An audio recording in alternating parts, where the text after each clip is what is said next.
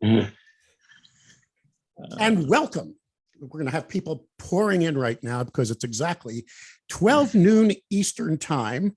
I'm Mike Blinder. I am the publisher of Editor and Publisher Magazine. For those of you who don't know us, we're ENP for those industry insiders that have been getting our magazine. We are the Bible of the news publishing industry. If you look us up in Wikipedia, I didn't say that. It's been sent by previous owners. My wife and I have only had the magazine for 3 years, but we're honored to have as one of our marketing partners, the Town Post Network. We're also honored to have the CEO and founder, Tom Britt. Tom, let me welcome you first and thank you so much for being part of our world here and talking to our audience today. Well, thank you. Yeah, a longtime reader of the publication, and I got a chance to meet you in Washington, and we talked about doing this. I thought that would be a great thing for us to introduce Town Post to your readers and faithful followers like myself. We met at a very, very fun event, first one I ever attended, but hosted by a good friend of our industry, Ryan Dorn, and it was niche publishing. And I really enjoyed that. It was a great conference. It was good to meet you there. I also want to introduce a competitor because I host a podcast series. Many people, well, I call it a vodcast because I do video too, ENP Reports. Now I got a competitor, the host of Franchise Euphoria, Josh Brown. Josh, thank you so much for being part of our panel today. Thanks for the invitation. Happy to be here. You're also a lawyer, correct? I mean, there's too many lawyer jokes. I don't know if I should say that. People are immediately disconnecting now from the webinar, but you are a lawyer that specializes in the franchise industry, correct? That's correct. Been doing it for about 17 years now. And yeah, talk about a niche. That's certainly a niche, the franchise area. Well, I'm also, I was checking out your podcast. You started doing podcasts before podcasts were cool. How many years have you been doing that Franchise Euphoria now? 9.5 years. It's hard to believe, but 9.5 that's you were at the infant days of this world, but I understand you have quite an audience now, and you talk about many different types of franchises, but today we're focusing on this media company today, Town Post Network, which is a franchise opportunity for publishers. We also have two of the franchisees because we promise you real case studies whenever we do these webinars for ENP. Darren, you were the first, Darren Boston, Town Post franchisee, and that only goes back, about 6 years, 2016. Am I correct, sir? Yep, 2016. What is your background, though? Because you come from the dark side, right? You have ink in your veins. You came from the... Yeah, I was in the newspaper industry for about 15 years, and then I was doing some promotional marketing for some local retail businesses here in Indianapolis, and then I started my own little coupon website back in 2009. And I was actually one of Tom's advertisers for a couple of years. So I knew him as a guy I gave money to for a couple of years. And I just fell in love with the magazines, and one thing led to another. And now I work for him. So when you say advertiser, you actually physically advertised in the magazines, correct? Yep, I was an actual advertiser. So he sent me invoices and ran my ads, and I paid him. And a couple of years later, he asked me on a whim, he said, do you know anybody in your side of town that might be interested in starting some magazines out there? And I had a guy in mind, and I was sitting there thinking that night, I ought to call Tom and tell him about this other guy.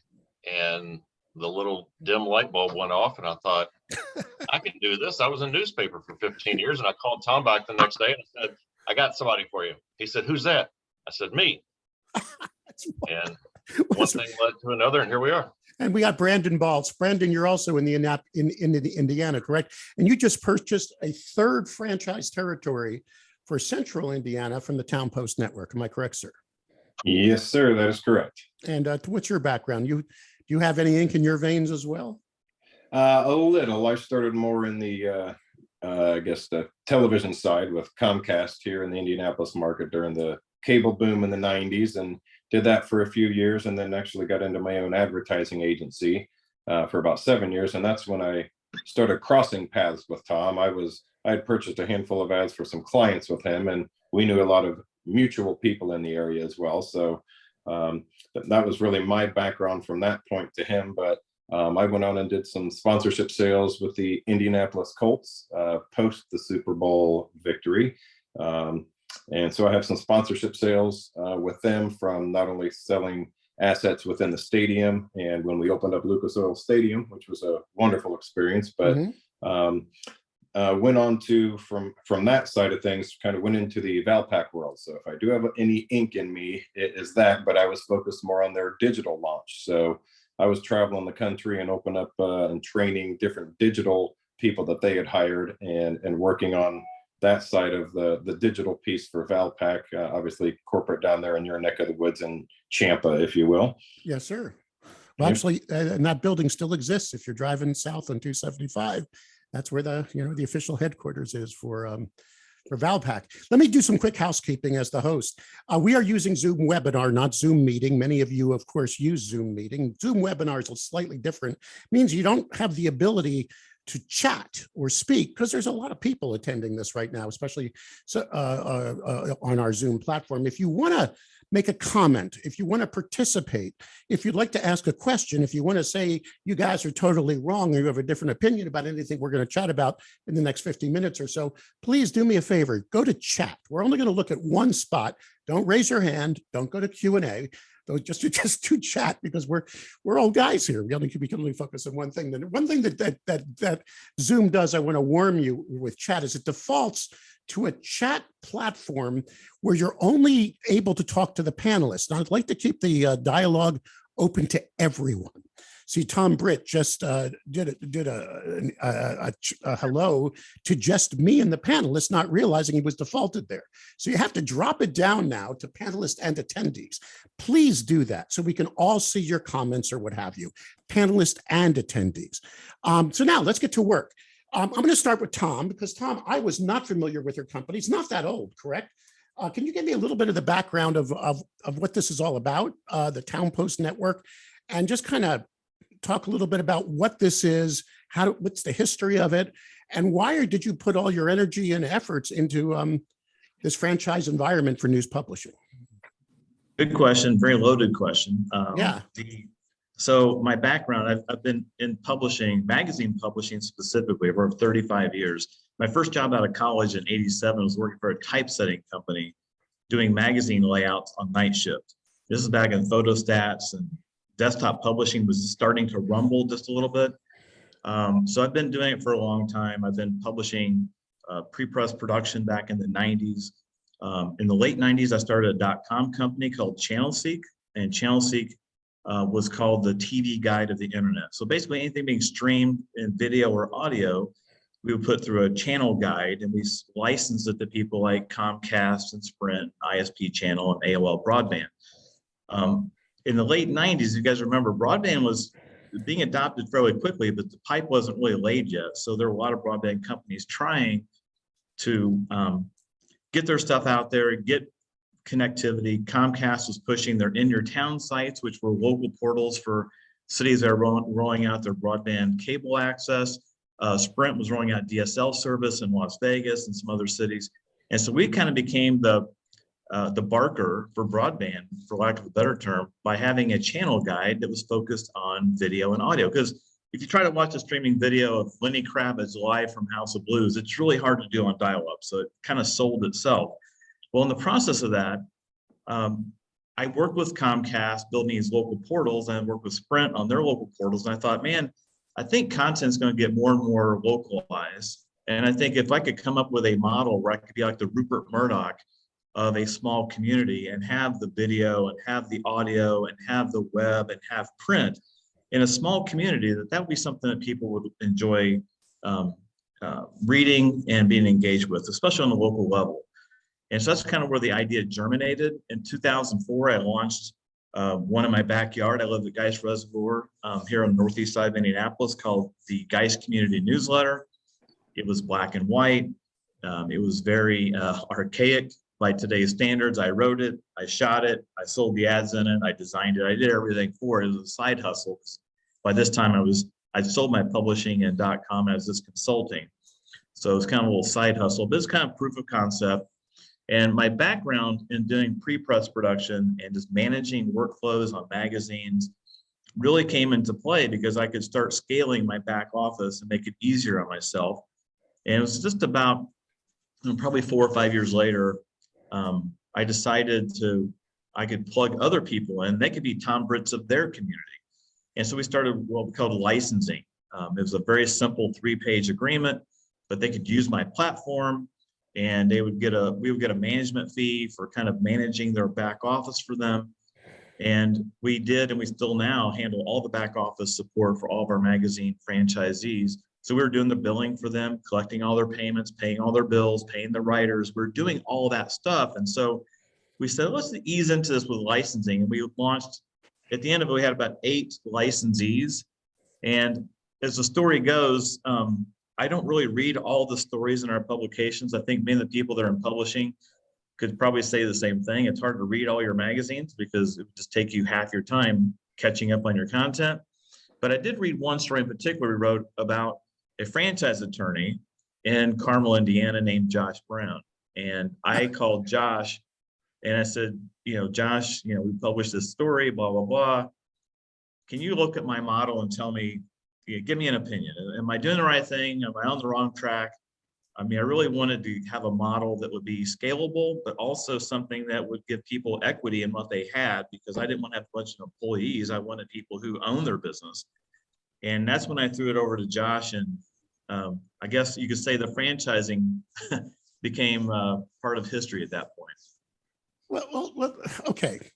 But you just said a cotton picking mouthful, because I really had to dive into, remember all the questions I asked you in DC when I met you at the conference? I said, you don't do all this stuff, right? And you said, yeah. I said, I mean, you handle everything in this franchise agreement. That's pretty easy for someone to come on board. You're handling the G&A, you're doing the payments, you're doing the accounts receivable, you're even doing the content, correct? I mean, you're doing pretty much everything for your franchisees, correct? Yeah, we're doing everything, but they are the kind of the mayor of their town. So they're the ones with the face, they're in the networking, they are the salespeople out selling their publication and really, providing that front face to their publication. So it may say Geist magazine across the top, but on page 5, it's got my picture.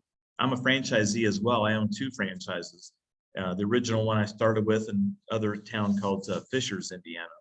But we provide all the back office. So it allows our franchisees to work from home with no overhead.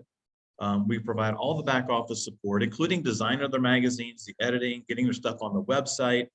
But I think what's really important for publishing, and one of the reasons I wanted to do this webinar, is because the publishing industry for years has been handicapped a bit because we are all a bunch of mom and pop companies. We're all family owned. They started in a garage. The story I told about my magazine starting in 2004, half the people on this call could say the exact same story. It's a different year. And I think what franchising does for people is allows them some stability. It gives them an exit plan down the road. It's a little easier to sell a franchise than it is a mom and pop company. But I think the other thing it does for us is allows us to centralize production and centralize a lot of things that people have to do through freelancers or online sources or a brother-in-law or a nephew or somebody that's going to help them out. And that's where I think the model itself is so solid. And that's what really Josh he didn't sell me on that, but I was reluctant to do it. Honestly, back in 2016, when we converted, I was kind of kicking and screaming into it. All right, so Josh, why don't you chime in here for a second? It's 2010, right? And Tom here does no offense, Tom, the franchise wasn't something you've ever done before, right? Nope. And you happen to find this franchise attorney. This is before your famous podcast started, right, Tom? I mean, Josh. And what did you do? I mean, how did you talk about that process first? How long did it take? And why did you say that this idea of Tom's, this Town Post, was a good candidate to be a viable franchise? And then, Tom, I want you to chime in, and who would the perfect franchisee be? I mean, everybody knows this is a paid webinar. We're not going to, I mean, you're here to talk to publishers and say this may be a great addition to your current world, correct, Tom? Or could be an exit strategy, right? And God forbid, and I don't want to, poach talent from media companies. But if you're a frustrated someone in the media industry, maybe wanting to become more entrepreneurial, this could be an opportunity as well. Now, so let's put you aside for a second, Tom, because I want you to address that. But Josh, why is this franchise model viable, sir? You're a lawyer. You got to tell the truth, right? So why is this why is this a viable model, sir? Well, it's interesting. I mean, Tom, you know, when Tom first started out, he was a pure licensing model. And one of the most common questions I get as a franchise lawyer is, what's the difference between a franchise and a license?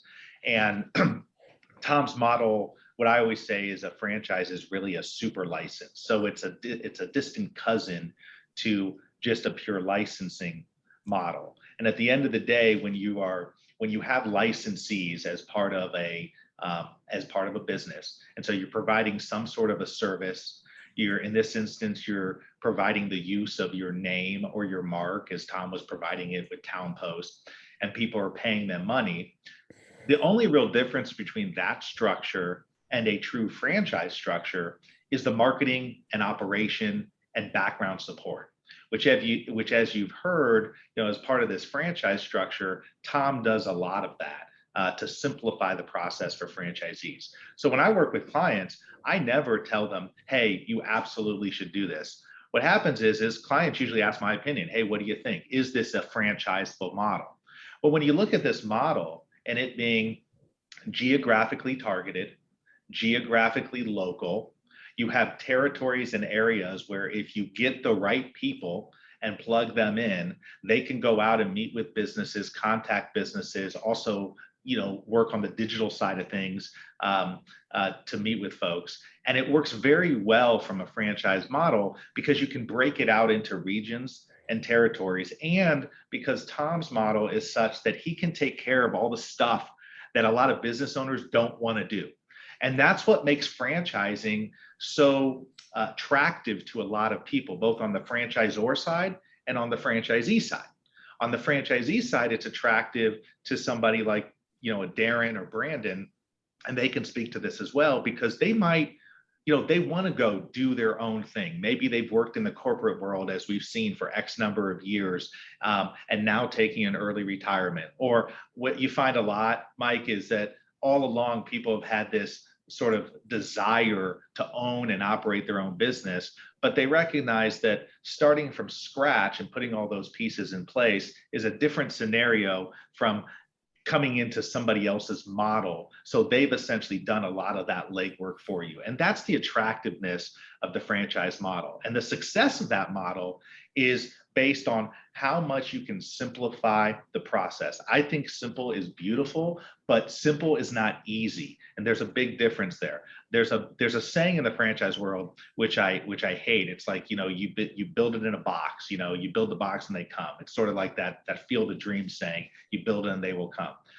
I think that does a disservice to franchising. Here's the reality. As a franchisee, and Darren and Brandon can attest to this, you have to go make your business.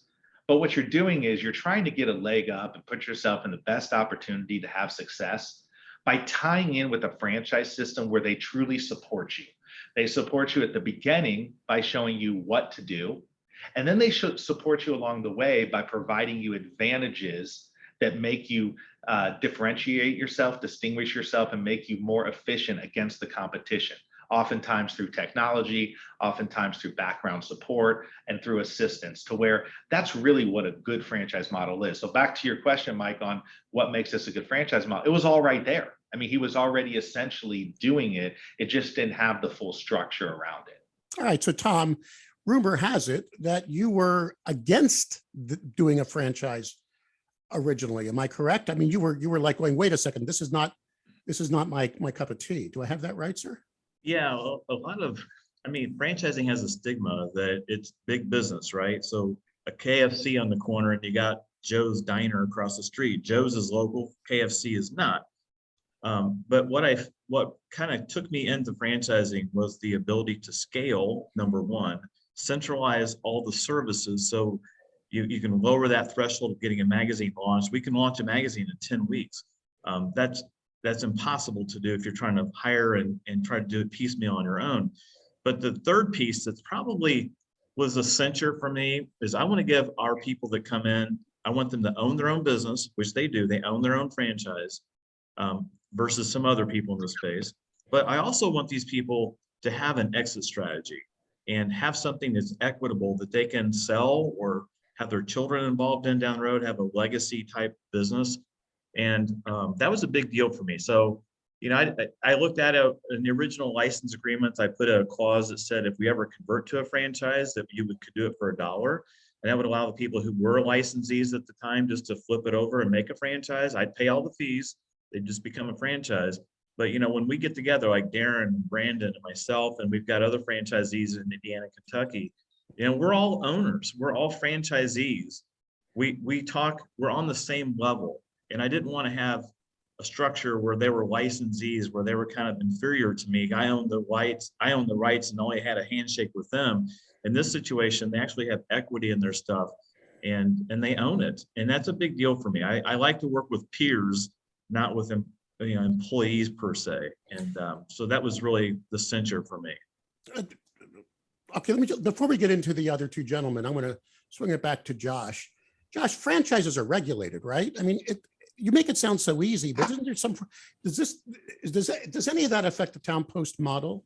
I'm sorry if I'm asking hard questions, but I figure that's my mission here. You got people attending that may be exploring this as an option to find more profitability. That's the title of this webinar, right? Profitability through a franchise model. How do all these regulations and all this government stuff affect this, especially in the Town Post model, since you're the lawyer? Yeah, I mean, it's a highly regulated industry. You have on the federal side, you have what's called the amended franchise rule that's overseen and regulated by the Federal Trade Commission. And then you have various states across the United States, not every state, but a number of states that have their own franchise laws that you have to abide by. And it's regulated, the easiest way to explain it without taking 2 hours is to say that it's like a security disclosure, right? I mean, when essentially at the end of the day, you're trying to give people who are looking to invest in a franchise system the background on what the franchise is all about, how long have they been around, the history of the franchise, and what the real opportunity looks like. And it's really a protection for franchisees who come into a system. So actually, franchising is not easy at all. I mean, franchising is way more complicated than just licensing a model. With a licensing model, you can have just a simple license agreement and you're on your way. That's why with franchising, it's super important that you have a lot of strategy around what you're going to do and what your end goal is as a franchisor, and that you create a system that benefits franchisees and franchisors alike. What was good about Town Post was that they were operating so similar to a franchise, very close, that you could see that that model was working. And what oftentimes people, when they think, well, if it's working as a license, why change it? Well, part of the reason is as somebody who's running a business, when you have a licensing structure, you just don't have the level of marketing assistance, operational assistance, and being able to protect your brand as you do with the franchise. Because at the end of the day, the goal is that the franchisees are able to protect their investment, build it out, but the franchisor is able to build a brand. And that brand is going to help lift everybody up along the way. So it's not simple at all, but it can be very profitable if it's done right. Obviously, there's no guarantees, but it does take, I will say this, it does take forethought, it takes strategy, and it takes a team. Tom can be the first one to tell you that you've got to add to your team as you add franchisees so you can continue to provide that good support. All right, so I got a question here from RC. And Roberta asked, my company has local community newspapers. How does your business model help community papers increase the revenue? In other words, why would Roberta possibly want to move her content into a franchise model, do it through a complete back office that's managed, when she can simply build her business as a standalone family company? Roberta, I don't know your company. Please forgive me, because I can't see your email address. But you see what I'm saying, where she could then call a broker and possibly pitch it to another potential owner. Who's that question for, Tom? Or is that question for John? What do you think, Tom? Would you want to field this? Yeah, and honestly, I don't know that I can help you.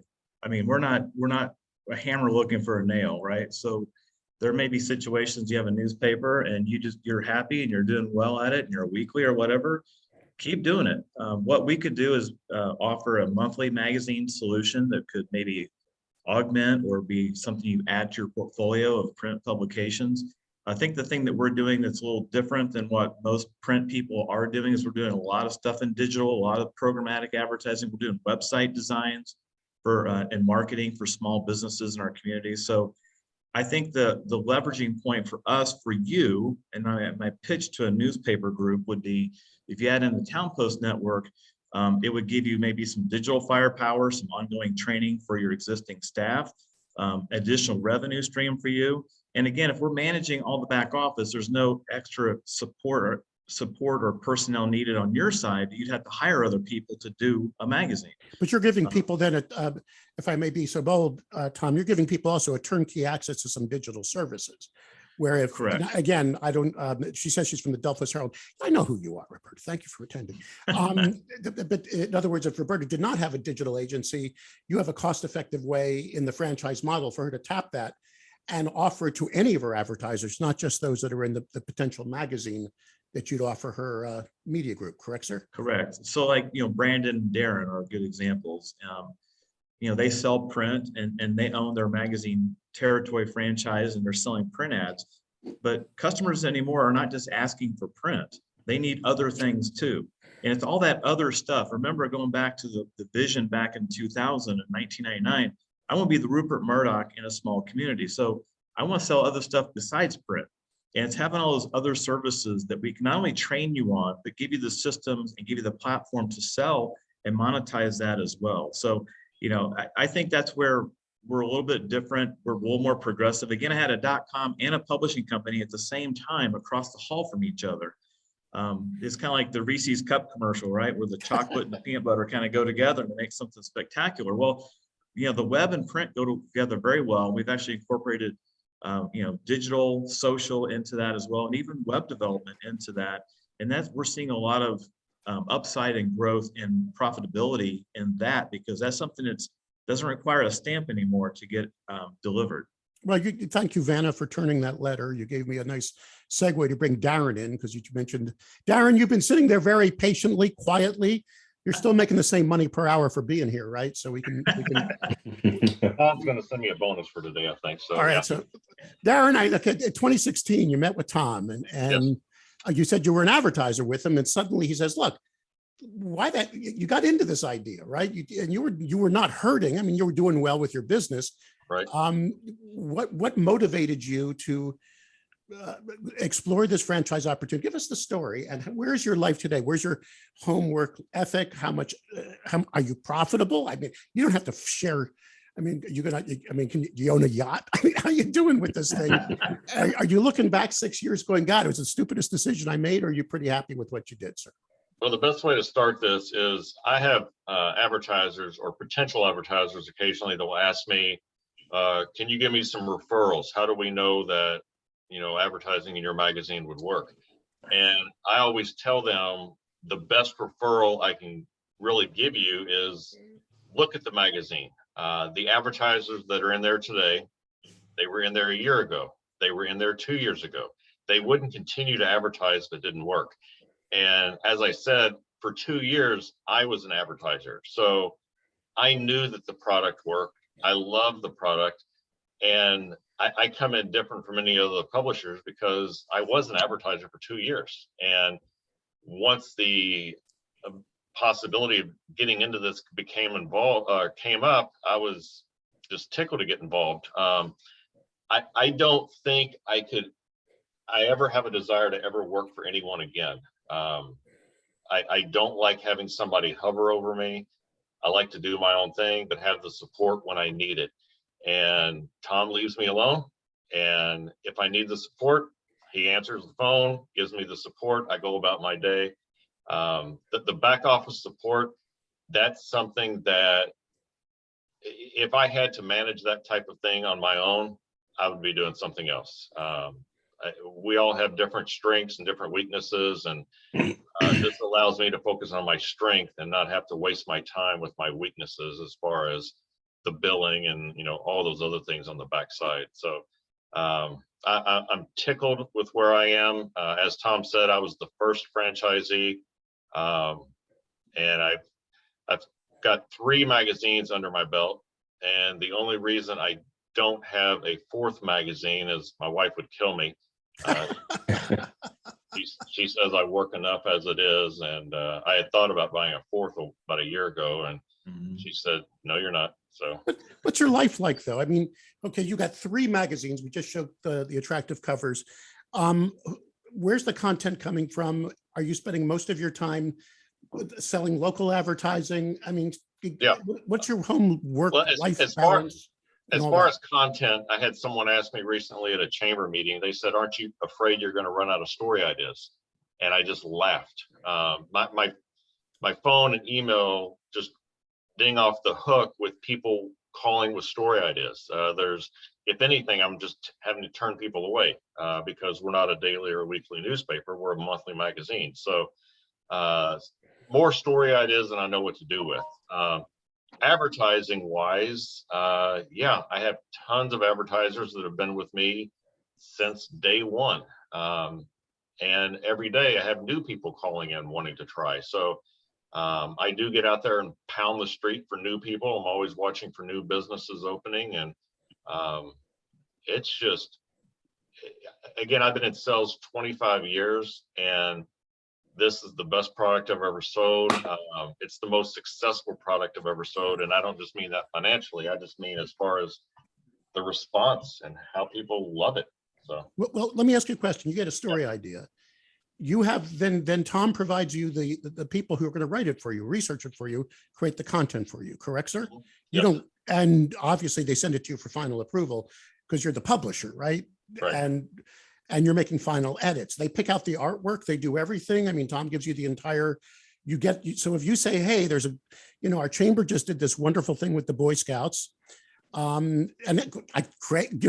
Greg Fox, thank you. He's in our chat room now. By the way, please go to the chat room, ask any questions or share your thoughts on this. So you come up with the idea, Tom's team writes the stories for you, finds the artwork, will even reach out and do the interviews, correct? You don't have to worry about any of that stuff. Is that? No, if you were to tell me to contact somebody and do an interview or write a story, I'd run away. I've got my writers, I've got my photographers, and I just reach out. Hey, here's a story idea. Go do it. And I'm done. And the next thing I know, it's going to Town Post. They're editing it for me. Then the designer at Town Post designs it. And right before we go to press, I see the page proofs. And so Tom, these people were, if you have a franchisee, am I using the right term? I would say publisher, because I come from a different background. If I say the wrong term, you call them a franchisee, I call them a publisher. I guess they're both, right? If you have a publisher with 9 magazines or 10 or 12 in a region, you will hire someone to work freelance in that area for them, right? And shoot. You'll hire a shooter, or you'll hire. Go ahead. Yeah. So let me clarify that. So the publisher, we call them publishers too. They determine their content. So they're the ones that pick the cover stories. They're the ones that pick what's going to be featured that month and what's going to get pushed off if it's something that's going to run later.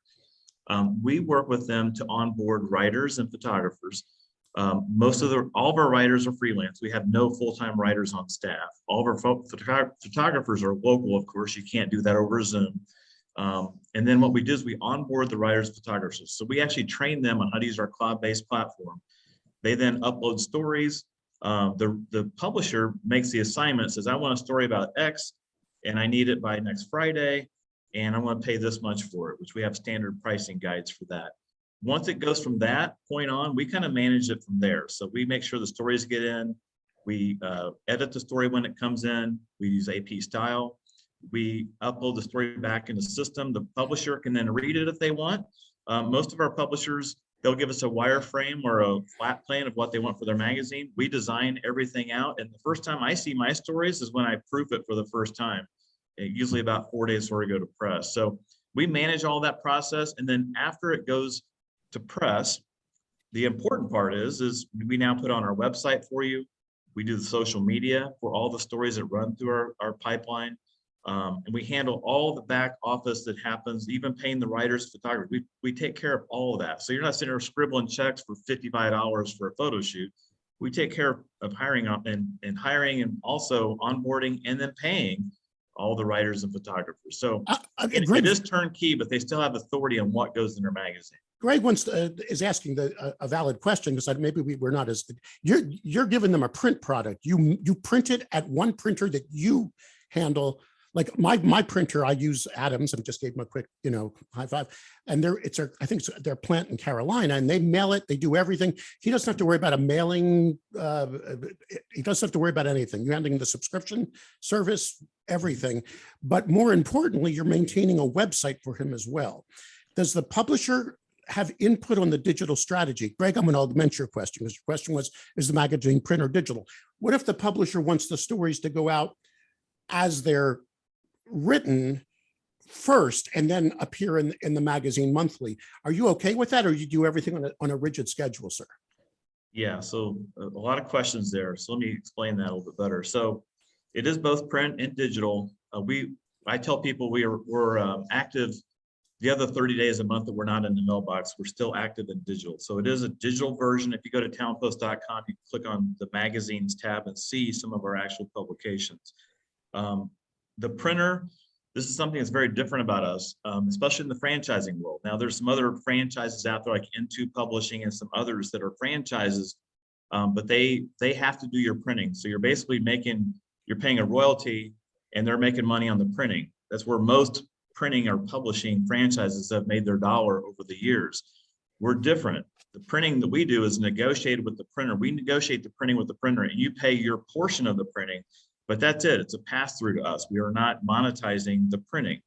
To answer your question, Greg, if you had a magazine now you're printing, we probably would work with the same printer, unless there's some efficiencies of scale by going to our printer in Indiana. We work with other printers regionally as well, but we help take care of that. And we negotiate that pricing for you. So that's the other part about Town Post. We're trying to leverage our buying power, which before the pandemic, before all the paper shortages, was a much bigger deal. Now, where can you get paper, and how can you still negotiate a good price? But we manage and handle all that. All right. Also, Mike, you're on subscriptions. One more thing on subscriptions. We do all the list buying for our magazines. So we are direct mail through list. We buy list for all of our areas, and we handle the lists for them, procurement for them, and subscriptions for them. It's mailed out to people for free. All right. So the magazine model most publishers go with is free. I'm assuming they have, if I was the publisher, I'd say, let's send it to high-end neighborhoods. I get magazines I don't need. I live in a gated community with a pretty decent home value. So I get all the glossy magazines that are available in my area here in Tampa Bay. I'm assuming you can show the advertisers the right demography for the sales process, but you also sell subscriptions. What if the franchisee / publisher wants to place that magazine themselves in high-end locations, like the doctor? I mean, I'm assuming the doctor, the chiropractor's office who's advertising, you send extra copies to them and they can, pass it around, correct, sir? Yeah, I'll let Brandon take that question, because he's very typical of what all of our publishers do. Brandon, what do you do with your magazines? Well, Brandon, we haven't even, you've been sitting quietly. I apologize. Oh, no. And I don't sit quietly. All right, go ahead, Brandon. Tell us about your distribution model. First of all, Brandon, once again, you just picked up 6 extra franchises, correct? Six extra publications. Is that right, sir? No, I just picked up my third. I just added my third. Excuse me. Yep. Go ahead. Yep.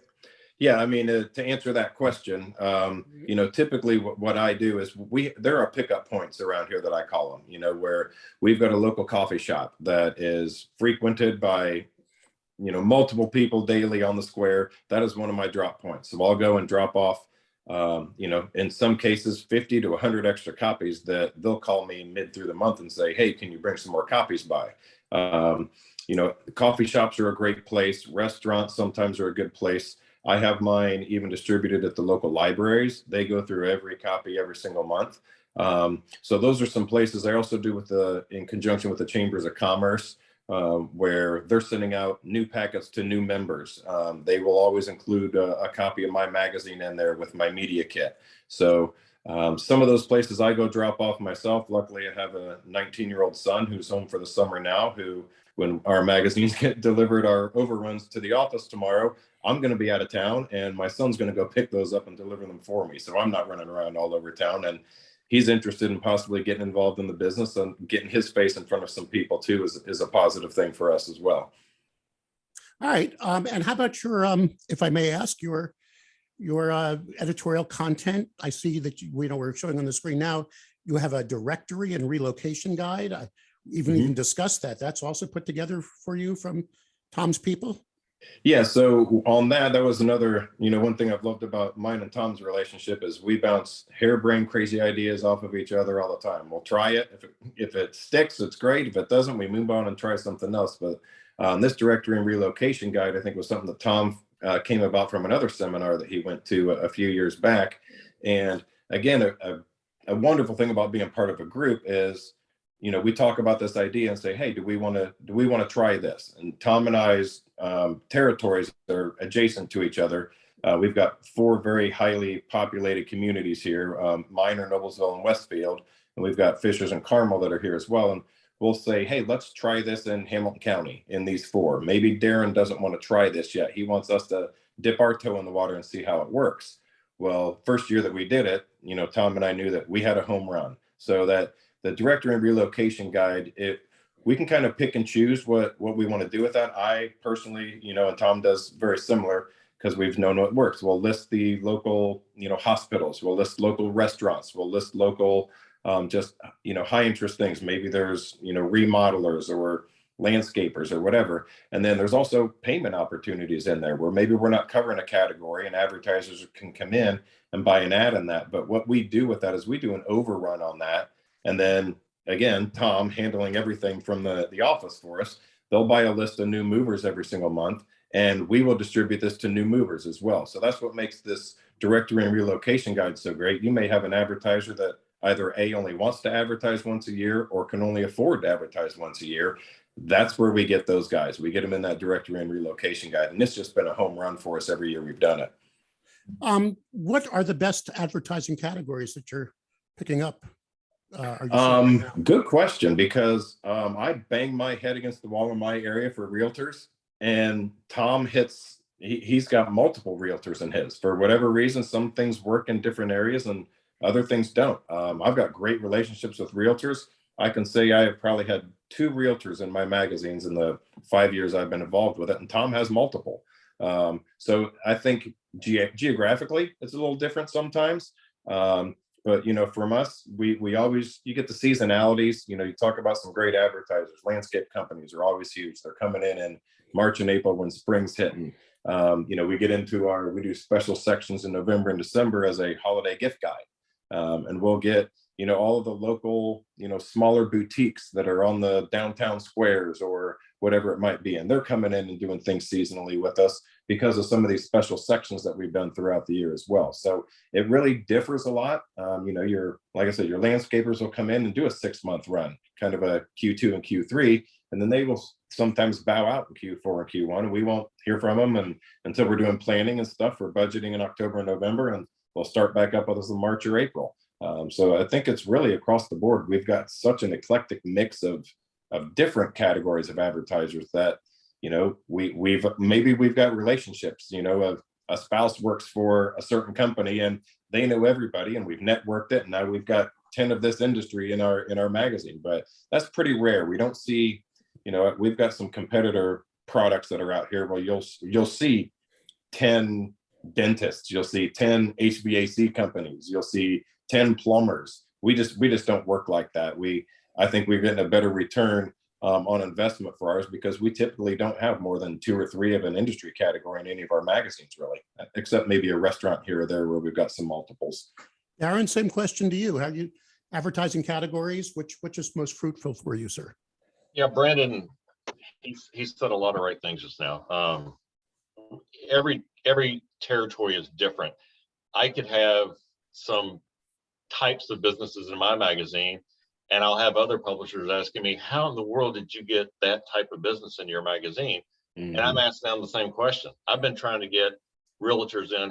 Tom, you have 6 in your magazine this month. How do you do that? So that's what's cool about this model is every town is different, and every magazine publisher is different in how they can sell and build relationships with different types of businesses. A lot of businesses that advertise after high scale homeowners. the landscapers, the painters, the roofers. Those are the type of businesses that advertise in most all of our magazines pretty well. But yeah, each town is different. Tom and Brandon, they've got 1 million restaurants in their area, where my area may not have as many restaurants. You know, it's just, we're all different. We can all do our own thing, go after our own types of businesses. And like Brandon said, we do have some competitor products where you open their magazine and you see plumber, plumber, plumber, plumber. We don't want that. I don't want my readers to open the magazine and see us as a plumbing publication, nor do my advertisers want to open the magazine and see every one of their competitors. So we, other than like restaurants and family entertainment, we really try to stick with just a couple of businesses in each category. One of the Tom, things you got 10 friends. Oh, Tom. Okay, I'm sorry. You're gonna add something to that, sir? Oh yeah, sorry. I was just going to say, one of the things that I think is important to note too is touching on the franchise model, that it's really, you know, as the franchise model grows and more franchisees come in and more territories come in, you not only have the advertisers who want to go into localized publications or regional publications, you also now get national advertisers or advertisers that want to go across the board. And the nice thing about this particular model is that everybody benefits from that. It truly is the rising tide lifts all ships, because at the end of the day, if you get an advertiser that wants to go in Brandon's, Darren's, and let's say everybody within the system, each of those franchisees are going to benefit from that, even if it was Tom who got the advertisement or something like that. And it also benefits the advertiser. A lot of times banks will have multiple offices or multiple locations across state lines or other businesses. So I found that in because I've seen other models like this, but that's something that really seems to work well here as well, is that you get the localized element of it, but you also get businesses and advertisers to say, yeah, I'm interested in local, but I'm interested across all of the magazines. And so the franchise model works really well for that. Well, Tom, that's a good segue to get back to Tom. Tom, you're currently mostly Indiana, Kentucky, right? You got 10 franchises, 18 territories. Your rationale for reaching out through E&P was to broaden your network, correct? You see, all right, so right off the top of my head, I love monthly magazines. I think a monthly glossy high-end magazine, I'm going to give you, is a great way to get those very high-end advertisers. The home improvement guys, you know, with the really beautiful counters and, you know, the redo kitchens and pools and baths. You get the high end, I call it, Tom, you'll get this, paint and body work. I'm talking about medical procedures. I don't even know what microdermabrasion means, but it's a hot category right now. Weight loss, you know where I'm at. You know, and you know, the things, you know, the Botoxing things they're doing. This is the kind of reader that, so in other words, if someone has a local news empire, but wants to find a perfect vehicle for attracting, and they can cross-sell this into their other products as well. So what does the perfect candidate look like for you, Tom, for the Tom Post network, if I may be so bold? No, good question. So a good franchisee, a good person coming in has a very strong sales background. They're not writing professionals. They're not editors for the last 20 years working for a newspaper. They're salespeople. They're hustlers. If you look at Darren, you look at Brandon, look at all the franchisees in our network.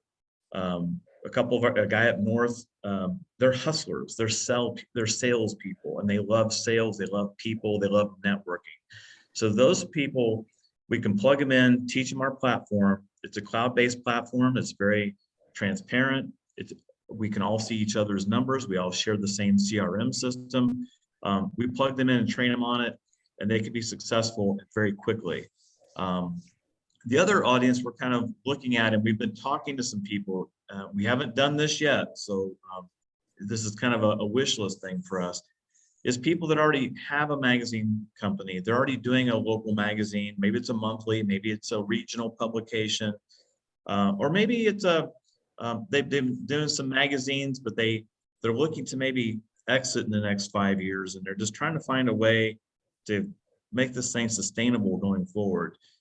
That's what's called a conversion. A conversion, you may have seen this more likely in plumbing. Like say you're you're a plumber and you have your name on the side of a white van and you're a plumber, you're taking the phone calls, you're doing the service work and you're doing your own invoicing, and you see a Mr. Plumber franchise and you buy a Mr. Plumber franchise and they take some of that back office off you, they streamline your lead flow and they do all this CRM stuff.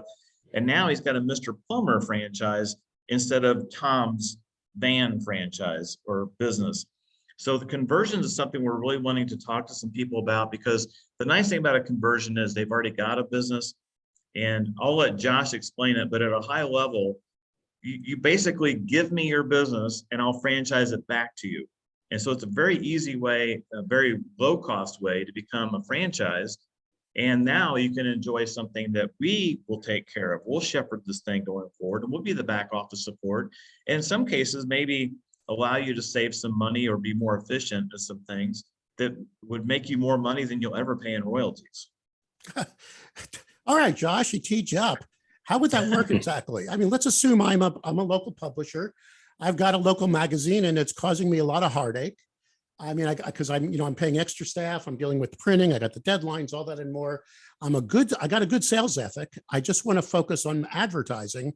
How would you convert an existing magazine into a franchise? And does that give the publisher, in your humble opinion, you're the legal entity here, some added equity? I mean, is it better for in your humble opinion, and don't put me on your clock, sir, but is it a better business model possibly for a publisher to have this franchise in their local news empire?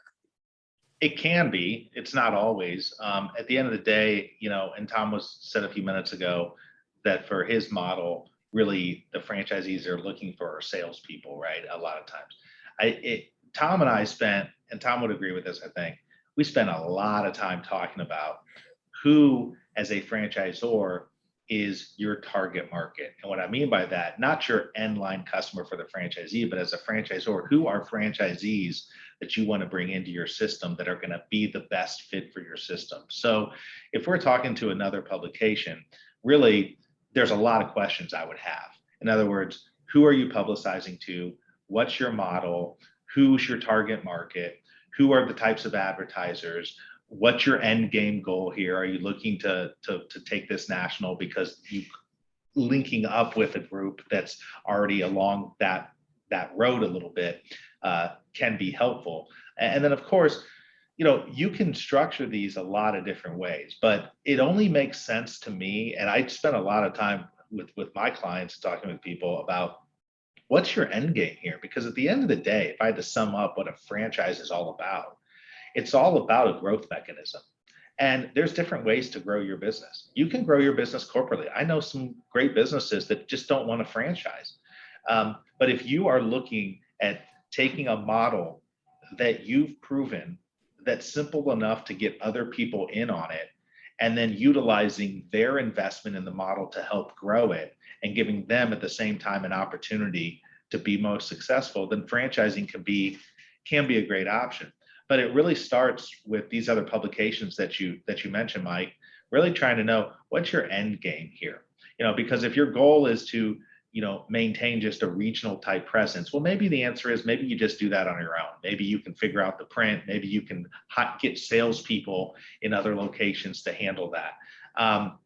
But if you're looking to grow more nationally or internationally with it, and you understand that it is hard to manage employees and people across state lines and regionally, and it is less hard if it's done the right way to do it within a franchise system, because you're bringing people in who have an ownership interest in that business and truly are localized in that community. I mean, I always get a kick out of it. People think franchise is not local. Actually, franchise businesses are the most local thing you can have, because the people who own them in those locations are people within the community, as opposed to corporate businesses where most of the money is coming out of the state as opposed to what they're paying. In a franchise, most of the money is staying there with the local operator outside of a royalty that's going out. So it's as localized as you can get, but what it has is it has a proven system to it. So it's really hard to answer with one answer, with one response, Mike, in terms of for another publisher or another magazine. But the first question I ask everybody and what people need to think about is, what's your objective here? All right. You know, Let's circle back. Okay, you used the word hustler, Tom. I like to say street fighter. I mean, I come from radio. I sold AM radio in the 80s. I knew how to knock on doors. I'm a good prospector. Darren, let's go back to you. The final thought. You come from this industry. What would you tell someone currently in sales about the benefit of possibly looking at owning their own franchise? Give me the elevator pitch, sir. Well, obviously I did sales for, newspaper and other places for years, and I was busting my butt to make the business owner rich, and got to a point now where I'm able to bust my butt to put most of that money in my own pocket. So it's again, it's working on your own, but not being alone. I get up every day. I plan my own day. I plan my own week. Next week, the wife and I want to take off and take a 3-4 day weekend. We do it. We don't ask anybody. We do it. But as an owner, obviously, you want to make sure that you've got all your ducks in a row before you take off and do that type of thing. And that's the freedom that we have to do what we want to do. Brandon, same question for you. Let's assume there's a salesperson who was just laid off due to corporate downsizing, still wants to go out. Any advice for that salesperson?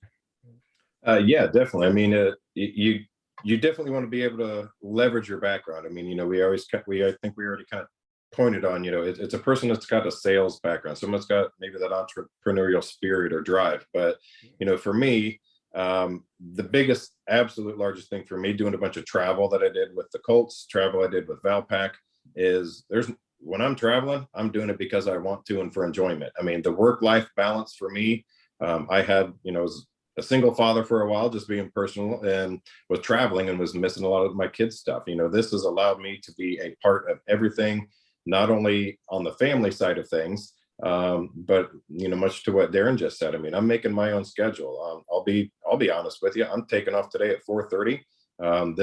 This job, since I've gotten into this, it's afforded my wife and I to purchase a small cabin in northern Michigan. We're heading up there tonight. I'll work for a few hours in the morning there. I'll work for a few hours Friday there, and then the weekend is ours. But I'm already at my place where I'm enjoying my life away from work. So that is a big thing for me, was the work-life balance and working from home. But one thing that I just love about what we're doing that I definitely wanted to point out is, Tom mentioned something about handling things from the, Darren mentioned, I should say, your strengths, your weaknesses. I'm not in the details, in the weeds detail kind of guy. Tom is handling all of the billing, all of this stuff. But one thing that's great about this business is the transparency, I think, as well. When they send us all of our reports, they're sending us our invoice from the printer. I know what my costs are. Tom's not cooking stuff into that, so that gives you a lot of trust with this franchisor as well, which I think is a huge thing. I've been involved in a couple other franchisees that you don't have that, the openness to talk about the growth of different digital solutions. So even if, you may have a digital background, but which I did more so, this is a print world, but Tom's openness and wanting to hear ideas and his digital background, bouncing different things off each other. I think Tom looked at me and kind of, when I said, hey, I want to do an Instagram page, he said, well, that's not covered in our franchise agreement. And if you want to do that, you're doing that on your own. We got into doing testing some Instagram pages, and we're like, wow, these are responding better than our Twitter pages. All right. So, well, I hear you. So let me bring it back to Tom then, because we only have 2 minutes left. Okay. Tom, people are asking now about, can you make money? You actually gave me, I think, a page from one of your that I'm going to display while you explain this, correct? So go ahead, Tom. Give the final. You got a minute to go. Can you make a buck doing this? The answer is yes. Your question earlier was, are you making money, losing money? All of our franchisees are very profitable. This is our item 19. So again, we're regulated. We have to get audited. We don't have to, but we get audited every year. We've put an audited financial in our FDD, our financial disclosure document.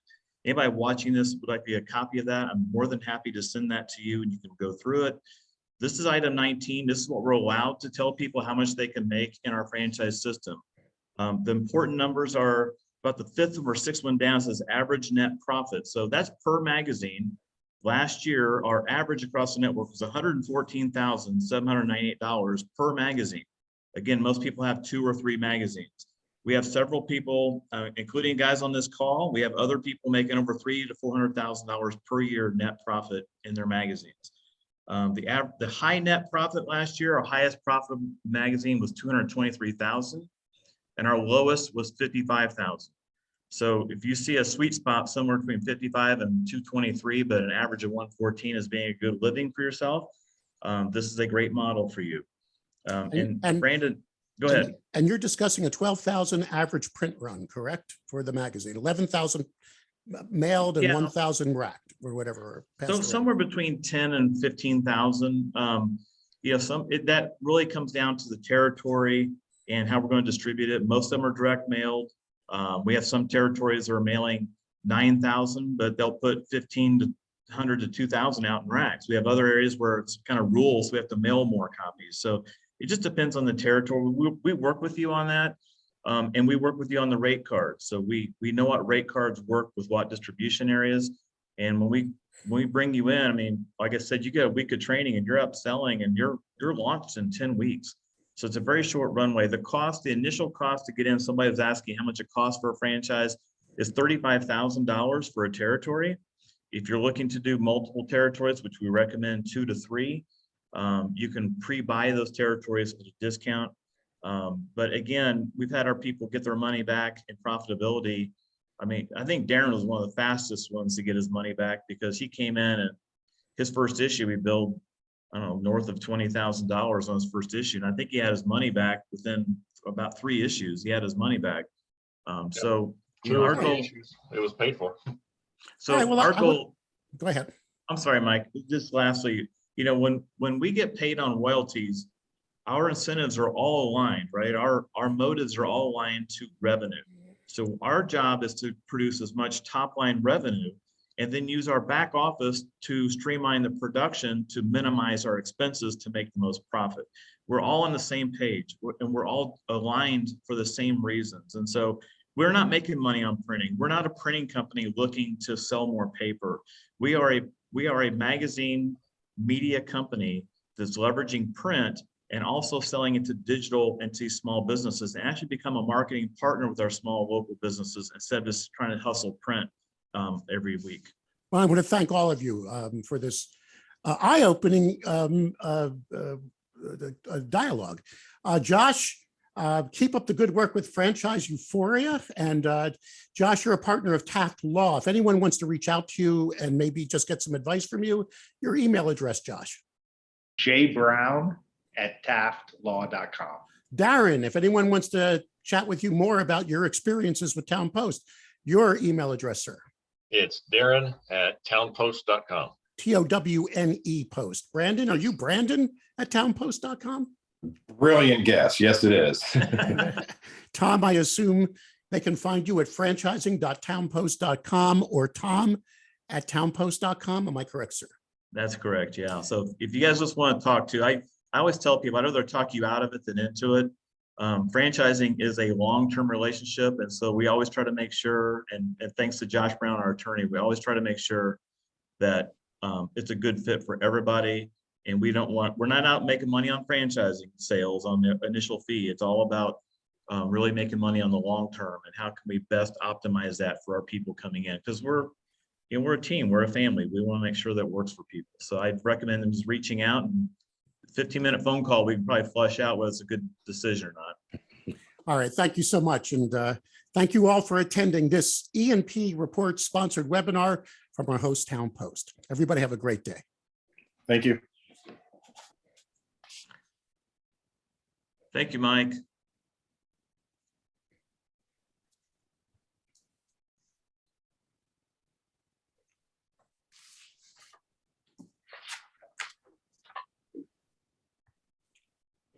Thanks, Mike. Appreciate it, buddy.